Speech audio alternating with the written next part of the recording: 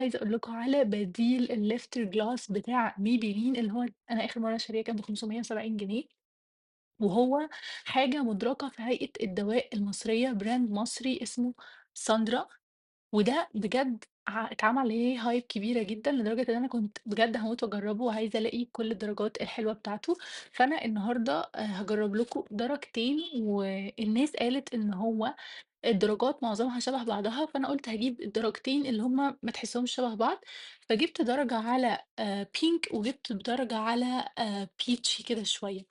فأول حاجة هاعملها إن أنا هاجرّب النُص ده من الlifter gloss بتاع Maybelline وده أنا جايباه من الbooth بتاع Maybelline فهو أصلي، والناحية التانية هاجرّب لكم الدرجة المشهورة جدًا بتاعة ساندرا، هُم الدرجتين مختلفين عن بعض شوية، بس دول أحلى درجات في Maybelline وأحلى درجات في ساندرا. طبعًا عشان أي حد لازم يبقى ماشي حاجة Is واخدها Maybelline في الفترة دي you. وحاجة أو بس دي بقى حاجة تحفة.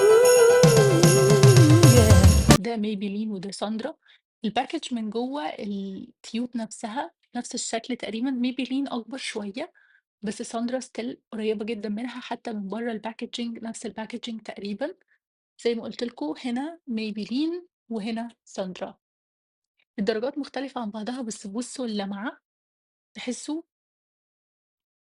اللمعة قريّبة جدًا، جدًا من بعض تكاد تكون هي. دي درجة 164 swatch على الإيدين.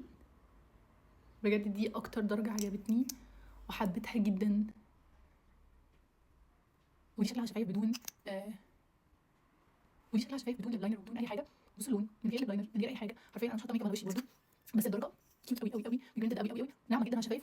تاني درجة وهي درجة 107 وهي على peach شوية. بجد الدرجة حلوة جدًا، لازم تحطي 2 swipes على بعض عشان الدرجة تبان، مش من أول swipe الدرجة بتكون واضحة وبارزة، بالذات في الدرجة دي اللي هي 107. دول الدرجتين جنب بعض، النُص ده درجة 107 والنُص ده درجة 164 عشان تشوفوا الفرق. الدرجتين دول مختلفين عن بعضهم جدًا، دي على peach ودي على pink و أنا حاولت أجيب درجات تكون مختلفة عن بعضها، لو أنتِ عروسة أو كده بتجيبي درجات عايزة حاجات مختلفة عن بعضها عشان الناس قالت إن الدرجات قريبة من بعضها، فالدرجتين دول 107 و164 مختلفين جدًا عن بعض وبيليقوا أعتقد على معظم البشرات اللي هي القمحوية أو الفاتحة شوية أو الفاتحة خالص طبعًا، بجد سعرهم حلو جدًا، جدًا، جدًا.